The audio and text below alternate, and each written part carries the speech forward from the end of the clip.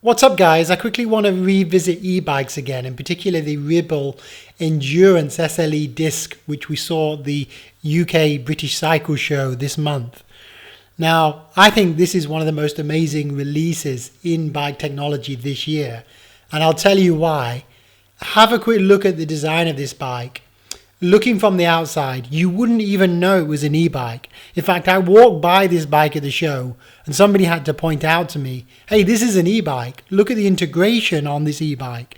They've done away with all the cables, just like those super and hyper bikes we reviewed a few months back, which means to most people on the street, even to your regular riders, even to your club riders, they're not necessarily going to notice this as an e-bike as such. Now, they're not the first to bring this technology to bikes. As you know, we reviewed e-bikes about 3 months ago, but we've had a few new e-bikes come to the market. And specifically, this one is using the eBike Motion's X35 version 2 system. And what that is illustrated here is basically a hub-based e-bike where the power in the hub is effectively about 40 Newton meters of torque. And the battery power installed, the internal battery, is around about 250 watts.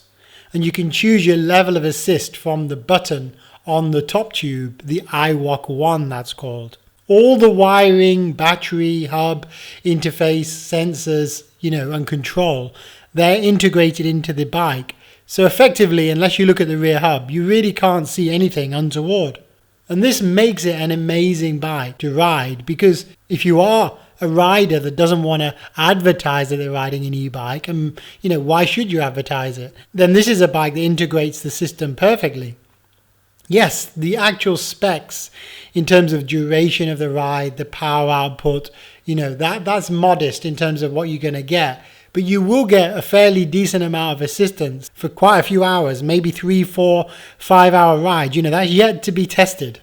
Now, Ribble are not the only ones to do this, of course. In fact, several manufacturers are doing exactly the same thing with exactly the same system. The first one out was Again.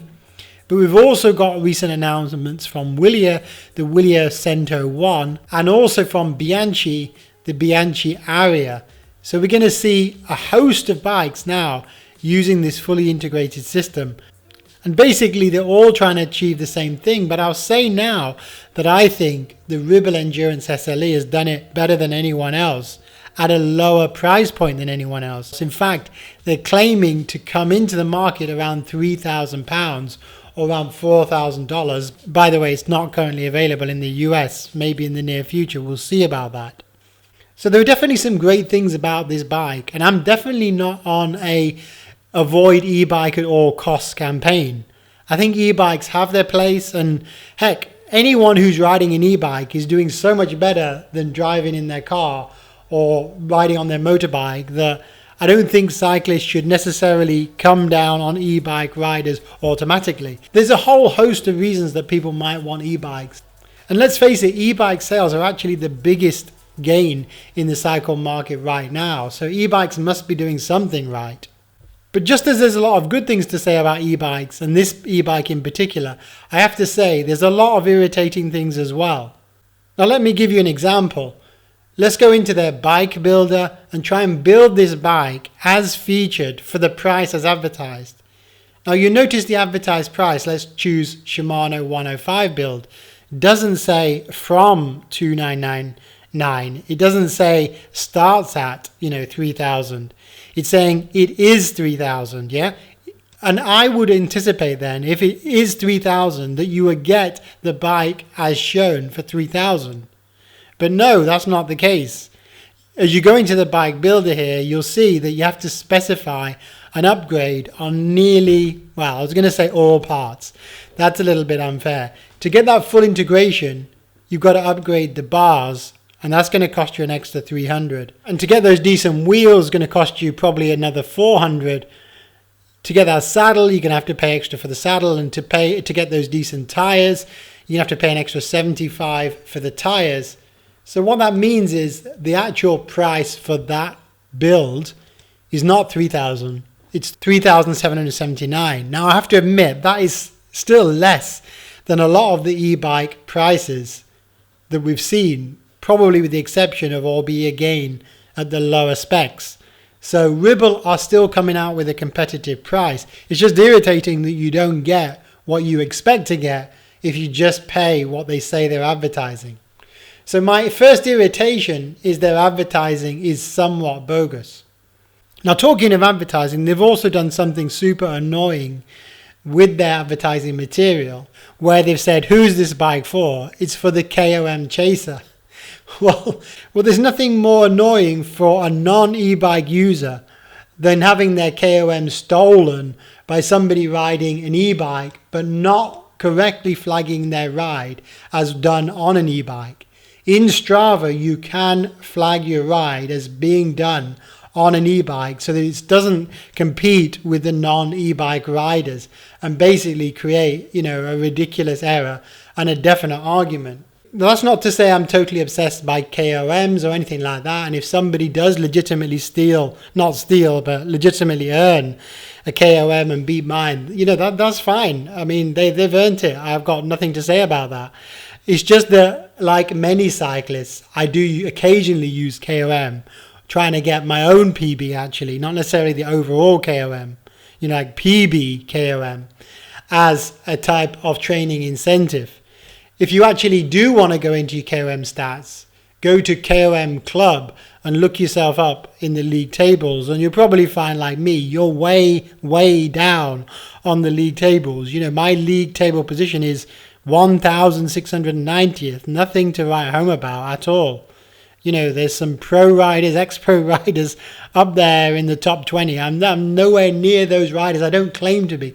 But I'm just saying I would like to use the KOM targets occasionally as something to aim for.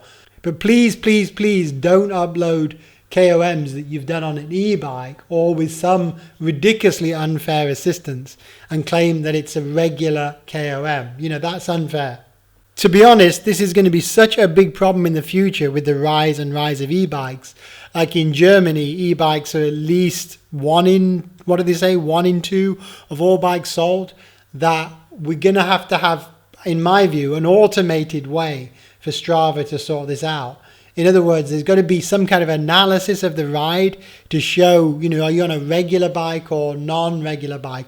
Or maybe KOMs could only be legitimate if you have either power or heart rate data associated with that, which would be a shame because only a small percentage of people in reality ride with power and or heart rate. So rounding up, guys, this is only a short video, but what I'm trying to say is that e-bikes are coming to market more and more, and they are exciting. They have got a good design. They're looking fully integrated now. To the non-expert eye, they look just like regular bikes, and that's all good. Getting more people riding, getting people who otherwise wouldn't riding, whether that's on an e-bike or non-e-bike, has got to be a good thing. But my irritation today is that e-bikes should be advertised correctly. They should be not uploaded as regular non-e-bike rides in Strava. And I will say, living in the UK, where we seem to be the last corner in the world where we're hanging on to our regular mechanical, i.e. non-e-bike bikes, please ride regular bikes if you can. There's nothing wrong with working on your health and fitness with a non-e-bike. Yeah, sure, do it with an e-bike too. But if you can ride a non-e-bike, learn the trade, learn the basics on a non-e-bike. The worst thing is going to be if people all just gravitate from, raw beginner straight to, fast e-bike. Let's say we do get a revision of the maximum speed allowances. We're quite conservative in Europe, 25 kph, but in the US, 28, 30, 35 kph for some grades of e-bike and pedelecs. We could have a lot of accidents in waiting if people just go crazy on their e-bikes where they haven't learned the basics of how to handle a bike. All right, guys, I'm getting off my high horse now. Have a great ride. As always, stay safe out there. Give us a like or share if you think we've done something good here. Take care.